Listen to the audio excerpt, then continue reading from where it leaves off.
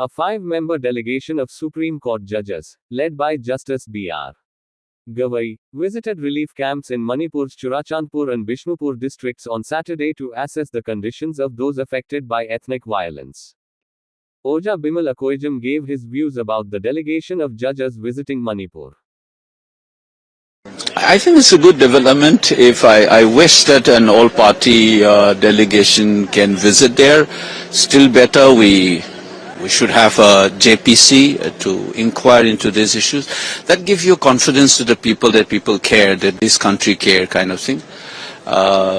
But the judiciary is responding to this crisis. I welcome that one. And I hope that not only the visit, they should also do a proper committee to investigate what's going on, because there could be cosmetic changes because the judges are visiting there, because that I have seen it when I've been visiting these camps, and when I ask questions in the parliament, the kind of answer I get, what is there in the paper and what is on the ground is quite different. So my only suspicion is that the judges are going there, so they might do cosmetic changes here and there.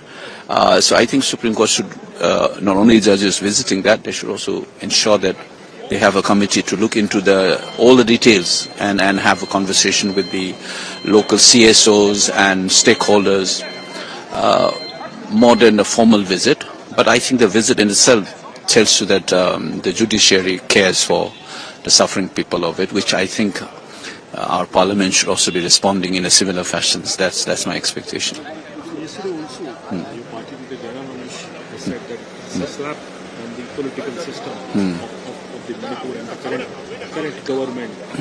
Judiciary is now getting active, because earlier they had said that the machinery has collapsed, and now they are taking this initiative, they are going, but no political solution has been done in the state so far.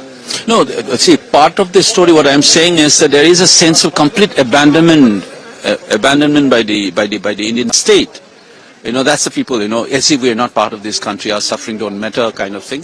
So in that sense, one of the pillar of our country, the judiciary, is responding to the highest court.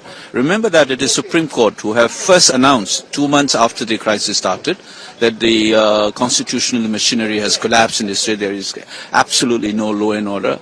So judiciary was more forthcoming in terms of assessing the situations. And I'm glad that they're visiting it. And the only thing is that the government or the parliament should also respond in a similar fashions.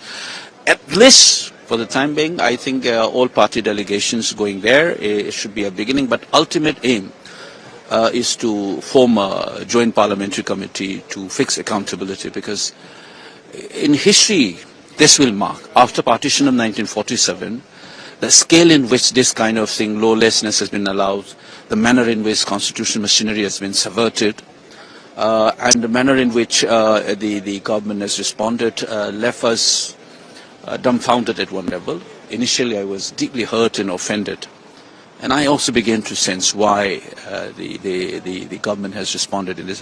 But thankfully, the opposition has been making sure that the issue has not been put under the carpet. We have been saying it. So I think let's see. The Parliament should also respond exactly the way Supreme Court has responded. Thank you so much.